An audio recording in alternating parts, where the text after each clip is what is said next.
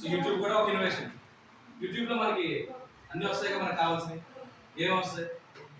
మీకు చదువుకోవడానికి మెటీరియల్ వస్తుంది అవునా, ప్లస్ మీ పేరెంట్స్కి లేదా మీ మదర్కి వంటలు చేయాలి వస్తుంది.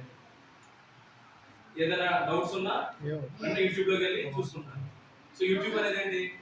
ఒక అప్లికేషన్. అది ఇదివరకుందా? ఇప్పుడు వచ్చింది. ఇదివరకు మీ చదువుకునే టైంలో ఏముండేది? ఓన్లీ బుక్స్ లేదా లైబ్రరీ. ఆన్లైన్ క్లాసెస్ అంటే ఆన్లైన్ క్రోమ్ అంటే గూగుల్ క్రోమ్ ఏం లేదు.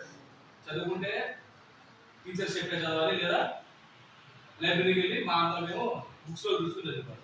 సో మీకు ఇప్పుడు ఏమున్నాయి? లర్నింగ్ రిసోర్సెస్ చాలా ఉన్నాయి. ఏమేమి ఉన్నాయి? బైజూస్ ఉంది. బైజూస్ ఐడియా ఉందా? బైజూస్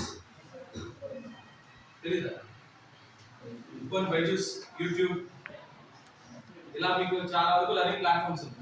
ఇవన్నీ ఏంటి? ఒక అప్లికేషన్. ఈ అప్లికేషన్స్ అనేవి ఒక ఐడియా. అంటే స్టూడెంట్స్ ఫ్యూచర్ జనరేషన్స్కి ఇలా అంటే ఇంట్లోనే లేదా చాలా ఫ్లెక్సిబుల్గా ఏదైనా బుక్స్ దొరకాలి అంటే ప్రతిదీ కొనకుండా. ఫర్ ఎగ్జాంపుల్ మనకి బుక్ కొనాలి అంటే బయట మినిమం 100, 200 ఏదైనా ఒక బుక్ ప్రైస్ ఉంటుంది, మినిమం ప్రైస్ ఉంటుంది, 100 రూపీస్ మినిమం. అది ఆన్లైన్లో కొనుక్కోవాలంటే క్రోమ్లోకి వెళ్ళి పీడిఎఫ్ డౌన్లోడ్ చేసుకోవచ్చు. అందునా పీడిఎఫ్ డౌన్లోడ్ చేసి ఆ మెటీరియల్ మనం ఫోన్లో చూసి చదువుకోవచ్చు. సో ఇదేంటిది? ఒక ఐడియా, ఎవరికో వచ్చిన ఒక ఐడియా. ఓకే అన్న, ఈ ఐడియాని బట్టి వాడు ఏం చేశాడు? ఇంప్లిమెంట్ చేసి మీ అందరికీ కూడా ఉపయోగపడేది చేస్తున్నాడు. సో ఇన్నోవేషన్ అంటే ఒక ఐడియాని, ఏదైనా ఒక ప్రాబ్లం ఉందనుకోండి మనకి, జనరల్గా సొసైటీలో చూస్తాం, ఏదో ప్రాబ్లం ఉంది, ఆ ప్రాబ్లం ఏంటి అనేది ఐడెంటిఫై చేసి దానికి సొల్యూషన్ ఏంటని కూడా మనమే కనుక్కొని ఆ సొల్యూషన్కి తగ్గ ఒకటి తయారు చేసి గవర్నమెంట్కో లేదంటే మన ఎవరికైనా పెద్దవాళ్ళకి, ఫర్ ఎగ్జాంపుల్ మీ ఏజ్లో అనుకోండి, మీ పేరెంట్స్ చెప్తారు ఇంట్లో ఏదైనా ప్రాబ్లం ఉందనుకో, వాళ్ళకి అర్థం కానప్పుడు మీరే నన్ను ఈ ప్రాబ్లమ్కి సొల్యూషన్ ఉంది నా దగ్గర అని చెప్పారు. అది ఒక ఐడియా, ఇన్నోవేటివ్ ఐడియా, మీరు చేయగలరు. అది చెప్తే వాళ్ళు ఒప్పుకున్నారు అనుకో, అది ఇంటికి వరకు ఉపయోగపడితే మన ఇంటి వరకు. ప్లస్ మీరు కొంచెం ఎదిగిన తర్వాత ఒక ఇంజనీర్ అయ్యారో లేదా ఒక సాఫ్ట్వేర్ ఇంజనీర్, డాక్టర్ అయిన తర్వాత ఏదైనా ఇలాంటి ఒక కొత్త ఇన్నోవేషన్ అంటే ఒక ఐడియా వచ్చి దానికి ప్రాబ్లం మీరే తెలుసుకొని దాని సొల్యూషన్ మీరే తెలుసుకొని జనాల్లోకి అంటే సొసైటీలోకి వదిలితే అది సొసైటీకి ఉపయోగపడింది అనుకోండి, దట్ ఈస్ ఇన్నోవేషన్. ఇది ఓకే, ఇది పక్కన పడదు, ఈ ఇన్నోవేషన్ పక్కన పడదు. What is mean by entrepreneurship?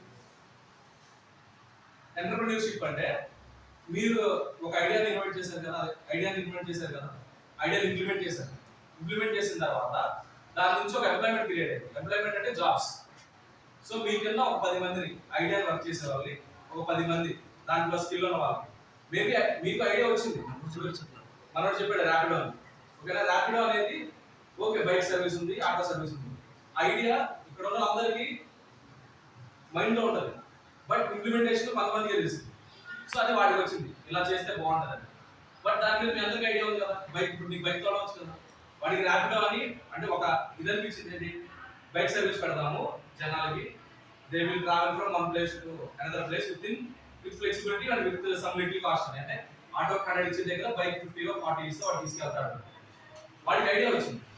So వాడికి వెళ్ళాడుగా అన్ని ఏరియాస్లో, వాడి ఐడియా ఇక్కడ వచ్చింది, గన్నవరం వరకు వాడు తోలుతాడు. నెక్స్ట్ విజయవాడలో చేయాలి అంటే వాడే వెళ్ళాడు కదా. సో వాడికి కొంతమంది ఎంప్లాయీస్, సో వాడి జిల్లాని పెట్టుకుంటాడు, కొంతమంది శాలరీస్ పెట్టుకుంటాడు. అలా ఇవ్వడాన్ని ఎంటర్‌ప్రెన్యూర్‌షిప్ అంటారు. ఇచ్చిన వాడిని ఎంటర్‌ప్రెన్యూర్ అంటారు. ఎంటర్‌ప్రెన్యూర్ అంటే ఎవరైతే జాబ్స్ ఇస్తారో, జాబ్స్ ప్రొవైడ్ చేసే వాళ్ళని ఎంటర్‌ప్రెన్యూర్ అంటారు. జాబ్స్ చేయడాన్ని ఇవ్వడాన్ని ఎంటర్‌ప్రెన్యూర్‌షిప్ అంటారు. ఓకేనా, this is innovation and entrepreneurship. So మీరు కూడా ఏంటంటే